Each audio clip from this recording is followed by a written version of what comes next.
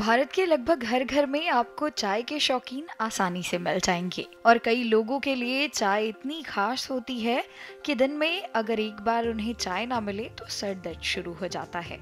लेकिन क्या आप जानते हैं कि जिस चाय की चुस्कियों में आपको इतना आनंद मिलता है उसके बनने का प्रोसेस क्या है और इससे कितने लोगों की जिंदगियां बदली हैं? आइए आपको बताते हैं। भारत में ज्यादातर चाय की खेती असम और साउथ की तरफ होती है, लेकिन अब छत्तीसगढ़ के जशपुर क्षेत्र में भी चाय की खेती की जा रही है और आज जशपुर के चाय की सुगंध से पूरा छत्तीसगढ़ महक रहा है।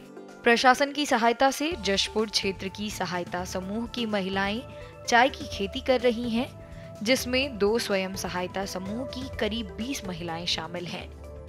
इस चाय की खेती ने महिलाओं को सशक्त बनाने का भी काम किया है। इन महिलाओं में कई ऐसी महिलाएं भी हैं जो पढ़ी लिखी नहीं हैं और चाय की खेती करने से पहले वह अन्य काम करती थीं। जशपुर कलेक्टर डॉक्टर रवि मित्तल ने बताया, यहाँ पर जो चाय की खेती है उसको आगे बढ़ाने के लिए पुरजोर प्रयास किए जा रहे हैं।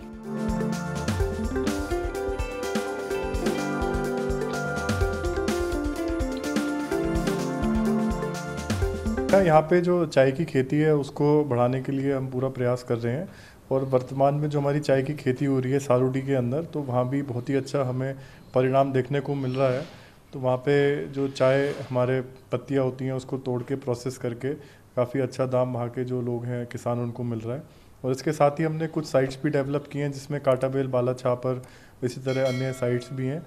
और अभी हमारा उद्देश्य है कि जो हमारे पाट क्षेत्र के अंदर पहले से ही जो वृक्षारोपण है, जैसे नाशपाती का है, आम का है, तो क्योंकि वो पहले से ही शेड एक प्रोवाइड करता है, तो उन किसानों को हम प्रोत्साहित कर रहे हैं। और मैं बताना चाहूँगा कि इसमें लगभग 70 से 80 एकड़ जो भूमि है वहाँ पे गड्ढा खुदाई का काम भी हो चुका है। और हमारा प्रयास है कि इस बार जो है लक्ष्य हम करीबन 500 एकड़ का पाट क्षेत्र में चाय उत्पादन के लिए लें।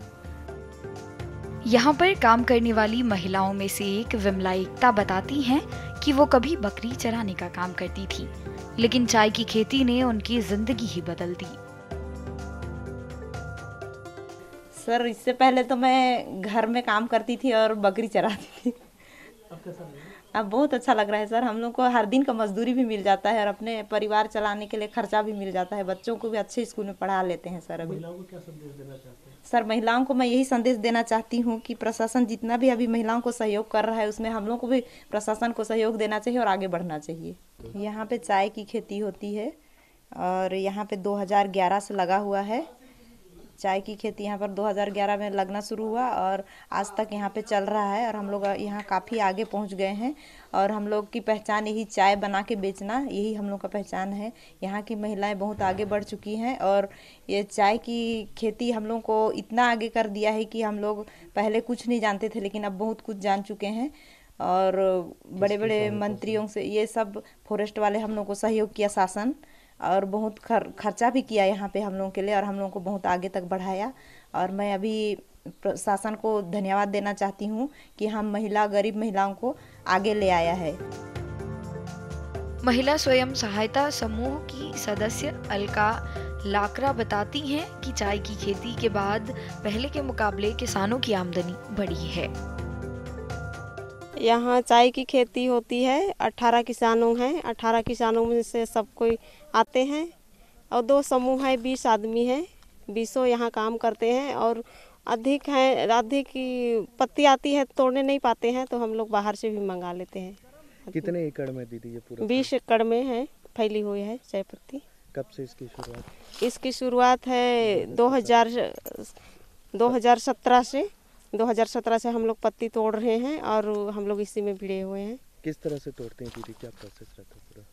इसके प्रोसेस है, हम लोग CTC बनाने के लिए हम लोग 3 पत्ती तोड़ते हैं और ग्रीन टी बनाने के लिए हम लोग 2 पत्ती तोड़ते हैं और तोड़ते हैं। उसके बाद तोड़ने के बाद में हम लोग यहाँ रखते हैं, धूप में नहीं रख के छाँव में रखते हैं। छाँव में 18 घंटा रखते हैं। 18 घंटा से वहाँ ले जाते हैं फैक्ट्री में, वहाँ प्रोसेस चलती है। पहले यहाँ का ज़मीन में गुंजली बोन रहे थे, गुंजा बोन रहे थे, कुर्थी बोन रहे थे और अभी 2011 से पौधा लगा हुआ है। उस समय से यहाँ चाय का उत्पादन हो रहा है और बहुत दूर दूर तक भेजा जा रहा है। यहाँ 7-8 लाख का एक वर्ष में उत्पादन की दृष्टि से कमाई की जा रही है। और यहाँ की चाय की खेती में खास बात यह है कि यहाँ की चाय ऑर्गेनिक है, क्योंकि इसमें रासायनिक खाद की जगह ऑर्गेनिक खाद का उपयोग किया जाता है।